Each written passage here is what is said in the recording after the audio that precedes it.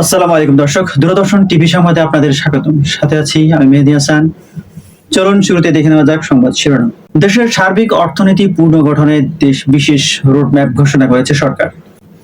জাতীয় রাজস্ব বোর্ডের এনবিআর ডিজিটাল ট্যাক্স সেবায় নতুন প্ল্যাটফর্ম চালু করেছে। বিদ্যুৎ ও জ্বালানি খাতে আন্তর্জাতিক বিনিয়োগকারীদের আগ্রহ বৃদ্ধি হচ্ছে। জলবায়ু ক্ষতিপূরণ ফান্ডে অর্থ ছাড়ে সম্মত বিশ্ব ব্যাংক। প্রযুক্তি নির্ভর শিক্ষা ও ফ্রিল্যান্সারদের জন্য নতুন প্রণোদনা কর্মসূচি। এতক্ষণ শুনছিলেন সংবাদ শিরোনাম, এবার বিস্তারিত। দেশের সার্বিক অর্থনীতি পুনর্গঠনে বিশেষ রোডম্যাপ ঘোষণা করেছে সরকার। মূল্যস্ফীতি নিয়ন্ত্রণ এবং বৈদেশিক মুদ্রার রিজার্ভ স্থিতিশীল রাখতে সরকারের পক্ষ থেকে নতুন একটি সমন্বিত অর্থনৈতিক রোডম্যাপ প্রকাশ করা হয়েছে। এতে ব্যাংকিং খাতের সংস্কার, রপ্তানি আয় বাড়ানো এবং অপ্রয়োজনীয় সরকারি ব্যয় কমানোর উপর বিশেষ গুরুত্ব দেওয়া হয়েছে। অর্থনীতিবিদরা বিষয়টিকে সময় উপযোগী পদক্ষেপ হিসেবে দেখছেন। জাতীয় রাজস্ব বোর্ডের এনবিআর ডিজিটাল ট্যাক্স সেবায় নতুন প্ল্যাটফর্ম চালু করদাতাদের দুর্ভোগ কমাতে এবং আয়কর রিটার্ন দাখিল সম্পূর্ণ ঝামেলাহীন করতে জাতীয় রাজস্ব বোর্ড একটি নতুন ডিজিটাল প্ল্যাটফর্ম চালু করেছে। নতুন এই ব্যবস্থার মাধ্যমে নাগরিকরা ঘরে বসেই অটোমেটেড উপায়ে কর হিসাব ও পরিশোধ করতে পারবেন। রাজস্ব আদায় বৃদ্ধি ও স্বচ্ছতা আনাই এই উদ্যোগের মূল লক্ষ্য। বিদ্যুৎ ও জ্বালানি খাতে আন্তর্জাতিক বিনিয়োগকারীদের আগ্রহ বৃদ্ধি।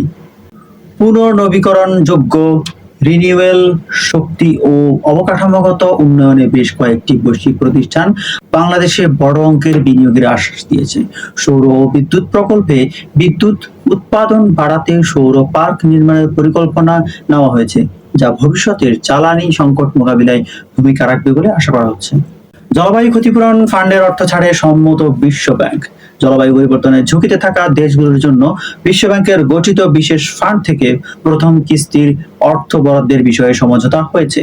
এই অর্থের একটি বড় অংশ উপকূলীয় বাঁধ নির্মাণ, ম্যানগ্রোভ বন সংরক্ষণ এবং বন্যা নিয়ন্ত্রণে ব্যবহৃত হবে। প্রযুক্তি নির্ভর শিক্ষা ও ফ্রিল্যান্সারদের জন্য নতুন প্রণোদনা কর্মসূচি। দেশের তরুণ সমাজকে বৈশ্বিক ফ্রিল্যান্সিং ও আইটি সেক্টরে আরো দক্ষ করে তুলতে বিশেষ প্রণোদনা এবং প্রশিক্ষণ নীতি বাস্তবায়নের সিদ্ধান্ত নেওয়া হয়েছে। গ্রামীণ ও মফস্বল এলাকার তরুণদের উচ্চ গতির ইন্টারনেট সংযোগ ও কারিগরি সহায়তা দিতে দেশের বিভিন্ন স্থানে নতুন হাইটেক হাব তৈরি করা হচ্ছে। দর্শক, এই ছিল আজকের মতো সংবাদ। এতক্ষণ আমাদের সাথে থাকার জন্য অসংখ্য ধন্যবাদ।